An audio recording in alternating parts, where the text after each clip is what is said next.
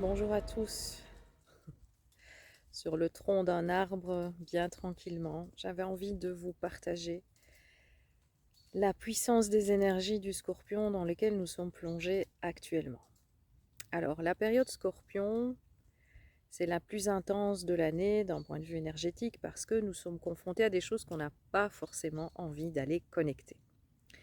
Le Scorpion nous connecte à la transformation, la transmutation, nos ombres qui nous est demandé d'aller regarder en face, et ça c'est bien une chose que l'humain n'aime pas faire.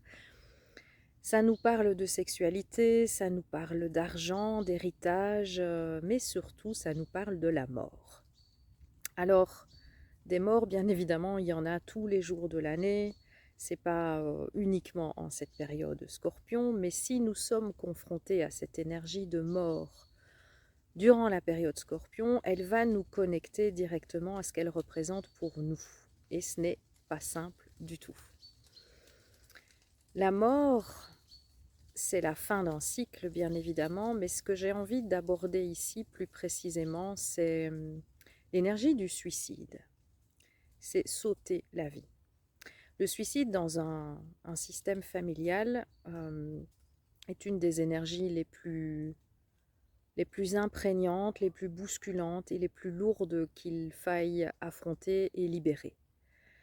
Alors, il faut bien comprendre qu'un système familial, c'est un arbre généalogique qui est constitué de personnes qui sont reliées par un lien de sang. Je ne vais pas rentrer ici dans les détails des pères biologiques ou des systèmes familiaux d'adoption. C'est pour vous faire un schéma et bien comprendre ce que ça impacte en fait. Vous êtes le fils ou la fille de monsieur et madame Untel par un lien de sang, de date, d'heure. C'est une loi de la vie et c'est non négociable. La place que vous prenez dans le système, elle est définie par votre heure de naissance, votre jour de naissance et votre place dans la fratrie. Et ça ne se discute pas. Tout ce qui va régir un système familial, c'est toutes les émotions, les drames et les bouleversements qui sont non réglés et que nous portons de ce système. Le suicide, c'est quelqu'un qui se retire volontairement de son système familial. Toute la thématique des constellations familiales repose sur le lien de la place que nous avons au sein de ce système.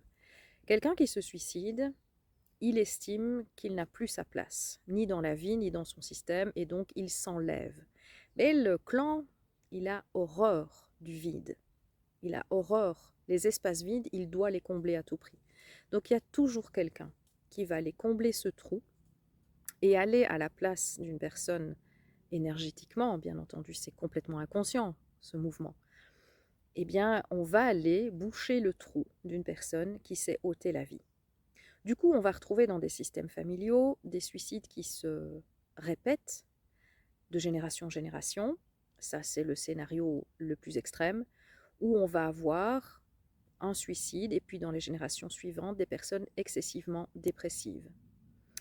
Et dans cette énergie de non-vie qui est présente dans le système, eh bien, on a toute une série de personnes qui ne choisissent ni la vie ni la mort. Elles sont connectées à un no man's land. Je ne choisis pas la mort parce que je n'ai pas vraiment envie de me suicider, ou en tout cas je ne passe pas à l'acte, mais je ne choisis pas la vie non plus.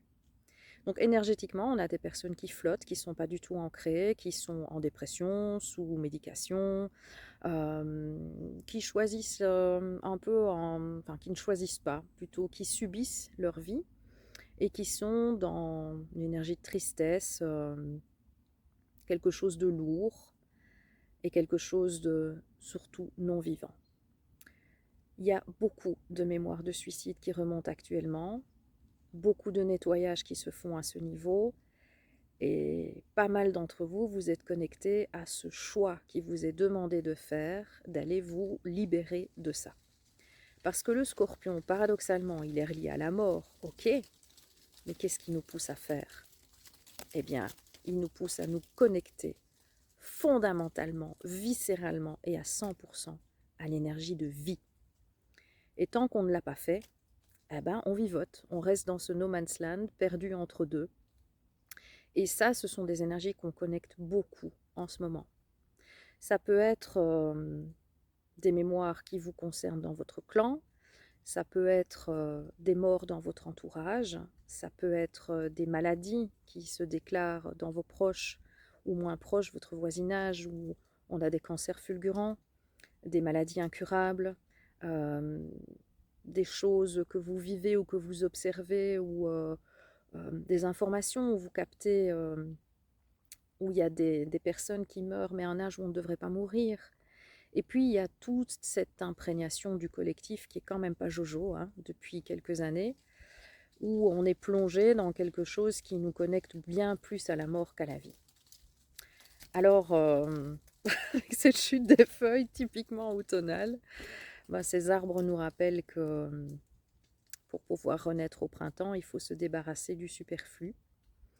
Et ce superflu, pour vous, ça peut être ces mémoires lourdes de non-vie. Parce que finalement, qu'est-ce qu'il y a de plus précieux et de plus sacré? Ben, c'est la vie.